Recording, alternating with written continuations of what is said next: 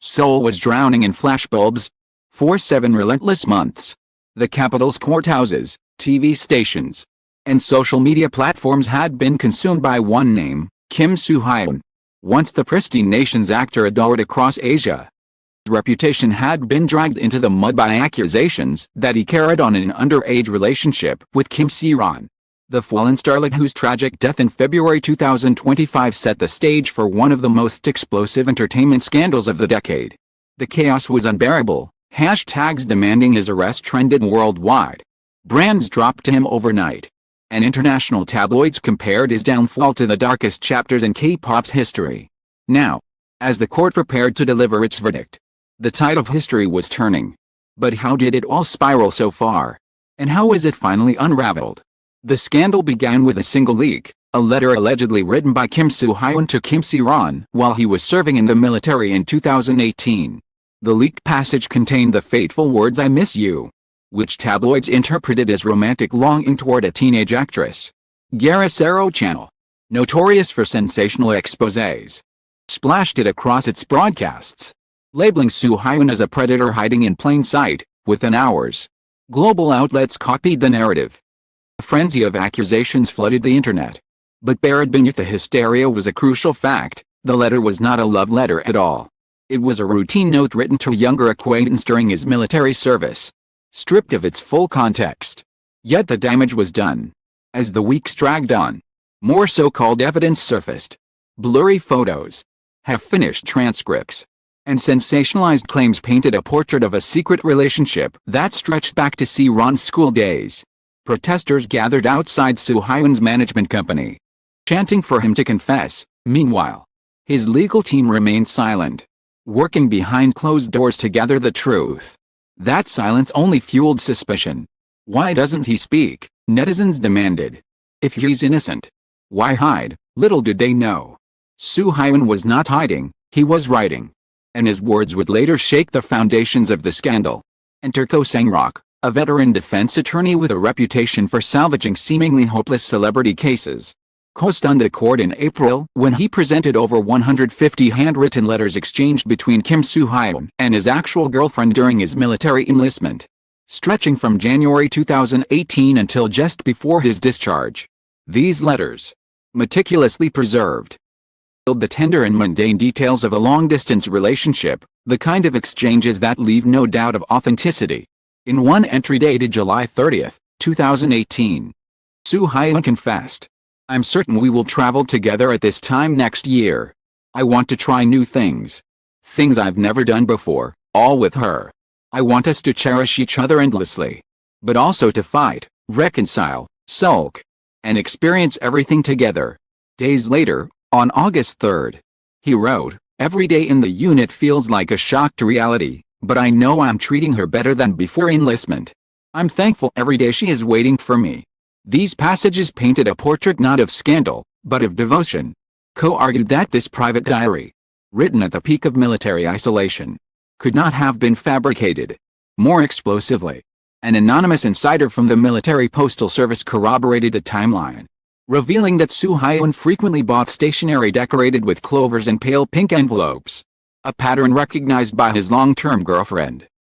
Meticulous, the insider said. Every leaf, he mailed letters with his own hand.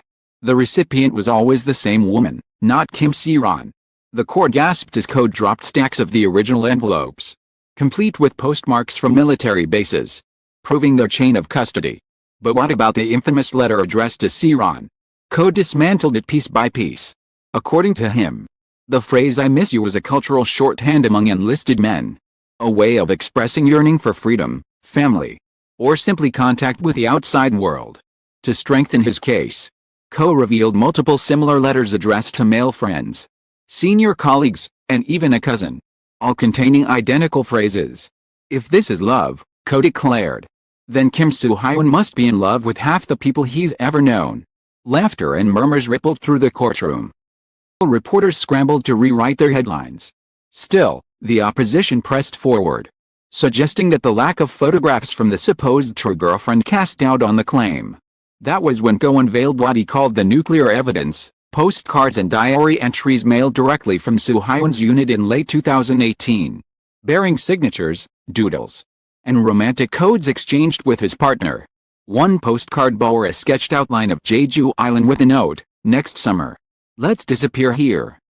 Other contained a clover pressed between pages, symbolizing their private promise. Legal experts whispered that such tangible artifacts were devastating to the prosecution's narrative. The so-called smoking gun of the Soo Hyun letter now looked more like a blank. Exclusive revelations soon emerged. A former staffer from Garissaro Channel came forward anonymously, confessing to journalists that the leaked letter had been altered. The original had 3 paragraphs about military food, training routines, and homesickness. The staffer claimed only one line, "I miss you," was left in. Of context. Even more shocking, staffer alleged that powerful entertainment rivals had financed the smear campaign, eager to dismantle Soo Hyun's dominance in the acting industry. These claims remain under investigation. The possibility of deliberate sabotage electrified the public. Was this not merely a scandal, but a calculated strike orchestrated by unseen hands? Inside the courthouse, the streets resembled a war zone of fandoms. Reporters held banners reading "Truth will prevail" and "Justice for Soo Hyun," while detractors shouted "Monster" and hurled leaflets at his van. International press from Japan, China, and the United States fought for sound bites, their coverage feeding the global obsession. News broke of the 150 letters. Hashtags like "Love Letters 150" and "Soo Hyun Truth" trended worldwide. Some fans cried tears of vindication, others accused the defense of staging an elaborate hoax. One viral tweet declared, "If 150 letters don't clear him, nothing will." The man was in love with someone else, not her. Inside the courtroom, the tension escalated. Prosecutors clung to the narrative of impropriety, pointing out that absence of photos from Soo Hyun's younger years did not disprove the possibility of a secret romance.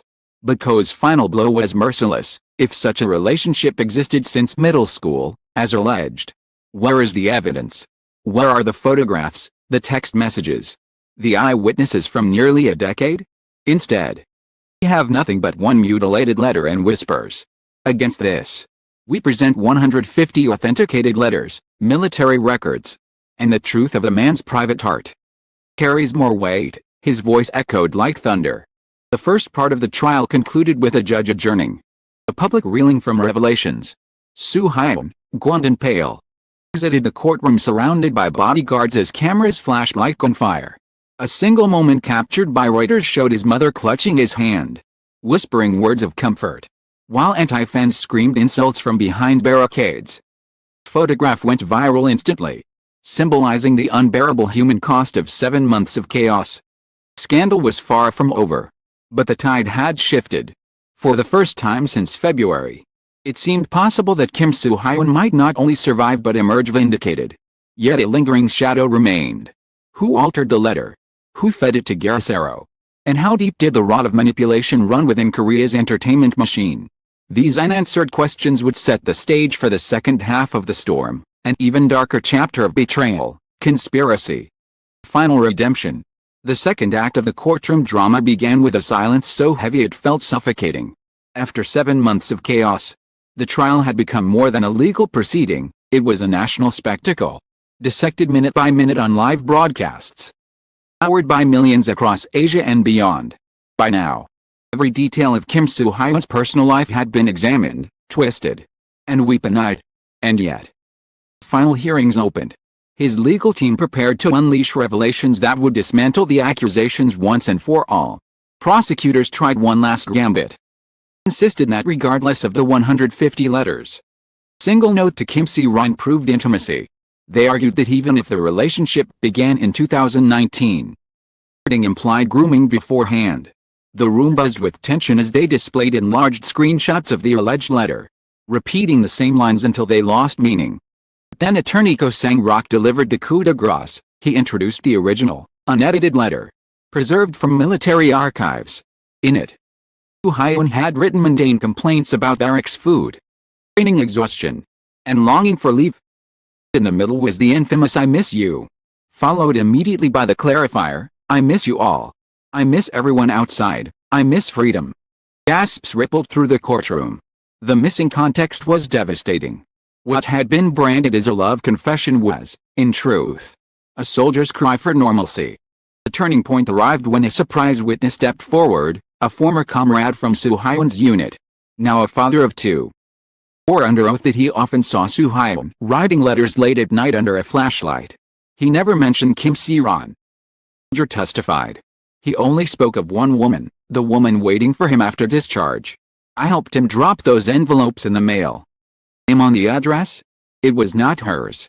His testimony cracked the prosecution's narrative wide open. Outside the courthouse, supporters erupted in cheers. Innocent. Innocent, while anti-fans struggled to regroup.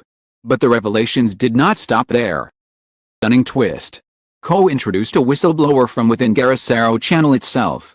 Speaking from behind a protective screen, the whistleblower admitted that the leaked letter had been altered under orders from above. We were told to cut lines, to strip context. Create the illusion of romance, the voice said. Has money involved, rival interests who wanted Kim Soo Hyun ruined. I can't name names. Everyone in the industry knows which companies feared his power. The room erupted into chaos. Reporters screamed questions. The judge banged his gavel. And social media exploded with theories about which entertainment giant orchestrated the smear. For the first time, scandal was reframed not as a personal sin but as a conspiracy of manipulation. Public reaction outside turned hysterical. Reporters camped out with tents, waving placards reading Truth 1 and 150 letters equals justice. Meanwhile, detractors melted away. Their voices drowned by the tidal wave of vindication. National coverage compared the trial to the Me Too reckonings of Hollywood, noting how easily reputations could be weaponized. Japanese outlet dubbed it the trial that shook Asia. Western tabloids ran lurid headlines like Monster or Martyr. Korea decides. By now, however, the momentum had shifted irreversibly. The courtroom. Soo Hyun sat rigid, eyes red from sleepless nights, while his mother clutched his hand. As Ko delivered his closing argument, his voice trembled with fury. This man, he said, pointing to his client, has endured 7 months of hell. He lost endorsements, roles, his dignity. He was spat upon in the streets, called a predator, vilified across the globe, and all because of a single manipulated letter. Today, ask this court not merely to acquit him, but to restore the truth. The truth that he was never guilty. That his only crime was trusting too much in silence. The words hung heavy in the air, seared into the memory of everyone present. The verdict came on a rainy afternoon. Outside, thousands gathered under umbrellas, holding their breath as the court reconvened. Cameras captured every flicker of the judge's expression as he read the ruling, after examining all evidence, testimony, and documentation. This court finds Kim Soo Hyun not guilty of all allegations. The charges of underage involvement are without basis.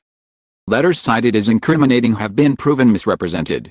Therefore, the defendant is cleared of wrongdoing. A moment, silence. Then the courtroom exploded. Supporters wept. Journalists bolted for the exits. And Soo Hyun collapsed into his chair, his shoulders shaking with sobs. Mother fainted. Carried out by aides.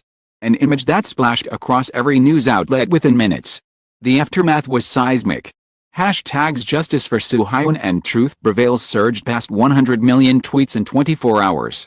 Brands that had abandoned him scrambled to issue apologies, desperate to align with the new narrative of survival. Clubs organized vigils, turning landmarks into seas of candles, celebrating what they called the resurrection of innocence. Yet beneath the jubilation lay darker questions. Who paid for the smear campaign? How deep did the rot run? The Garacero whistleblower vanished from public view, fueling conspiracy theories that they had been silenced. Analysts warned that the investigation into media manipulation could topple major players in the entertainment industry. Some even speculated that political forces were involved, using celebrity scandal as distraction for national issues. For Kim Soo Hyun himself, freedom was bittersweet. A statement outside the courthouse. His voice cracked as he said, "I am thankful to everyone who believed in me. I am sorry for the pain this has caused. I hope this never happens again, to me." Anyone, he bowed deeply, tears streaming down his face. Cameras captured every second, turning his words into a viral symbol of endurance. Yet the scars remained. 7 months of hell had cost him not just endorsements and roles, but trust in an industry he once thought was his family. Following weeks, documentaries dissected the scandal in forensic detail. Shows debated the ethics of leaked personal letters. Academics published papers on the dangers of trial by social media. Across Asia, this story became a cautionary tale of how fame can be destroyed overnight by manipulated evidence, and how difficult it is to reclaim one's reputation once the mob has decided guilt. The case was even taught in media studies classes under the title The Soo Hyun Precedent. Still, the story refused to fade. As Soo Hyun began quietly preparing for a comeback, fears haunted him. Who was the true mastermind? Was it a rival actor, a jealous studio, or something larger? One investigative journalist hinted at a shadowy consortium of agencies pooling resources to topple him. Another claimed to have emails linking political operatives to the smear. Nothing was proven, but the air buzzed with speculation. The chaos had ended, but the mystery remained. 7 months of hell had broken Kim Soo Hyun. It had not destroyed him. Standing under the rain on the day of his acquittal, he looked not like a monster or a martyr, but a survivor. His tears were not just for himself. An industry trapped in cycles of manipulation and betrayal. It restored his name. But the fight for truth was far from over. As the cameras clicked and the world debated, one fact was undeniable: the scandal that nearly ended him had become the scandal that changed everything.